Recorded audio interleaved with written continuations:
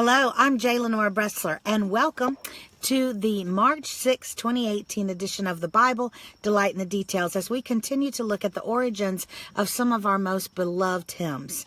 Today we're going to talk about a favorite Christmas carol. Yes, that kind of a hymn, Joy to the World. Perhaps it's one of your favorites.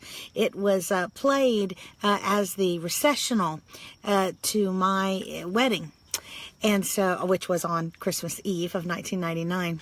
So it holds a special place in my heart for a multitude of reasons.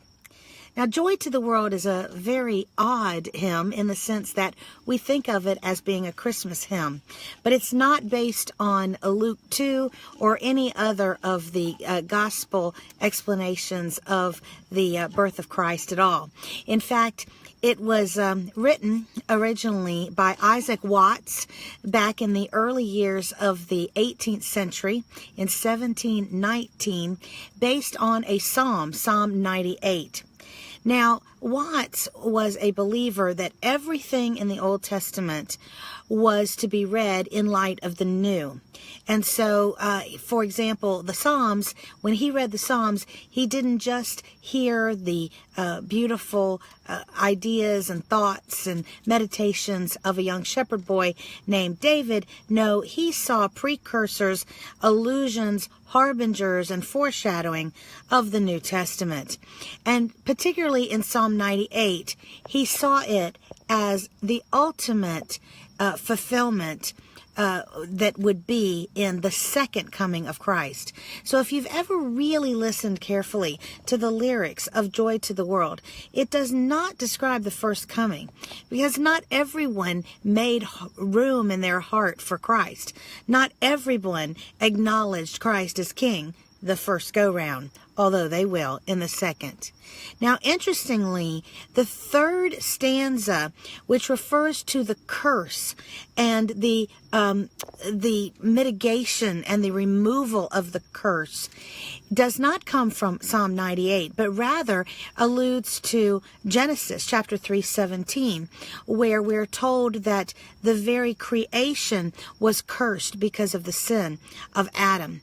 And, of course, in the ultimate coming of Christ, and because of the work of Christ, that curse is going to be lifted.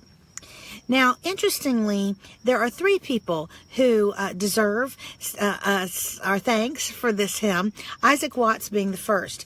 But the next was Handel, the great oratorio of the Messiah.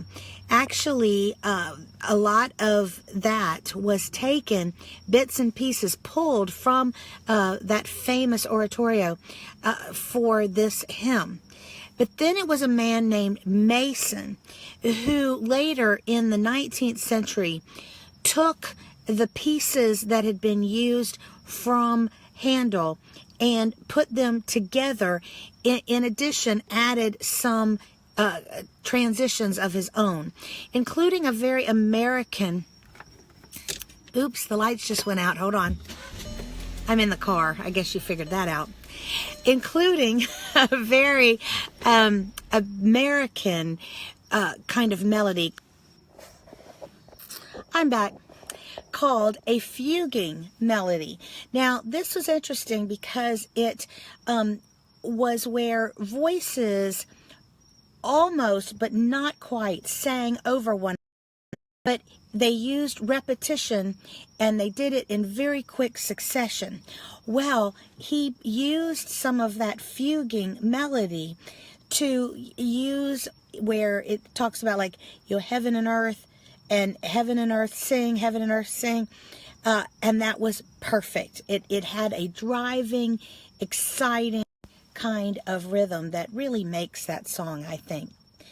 So it's interesting that three men, none of whom knew each other, who were disconnected by well over 150 years, together worked, their work together formed this great hymn. And perhaps there is some meaning there too, for it will ultimately be all Christians of all eras, those of us that knew one another in life and those of us who did not, and who were separated by many years, who will ultimately come together as one great tribe, one great nation, one great people when our King comes back the second time. Remember that and glory in it the next time you sing Joy to the World. And remember, you don't have to wait till Christmas to sing it.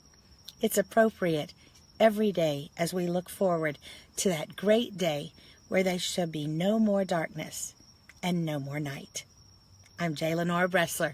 Visit me on the next edition of the Bible. Delight in the details. Have a great night.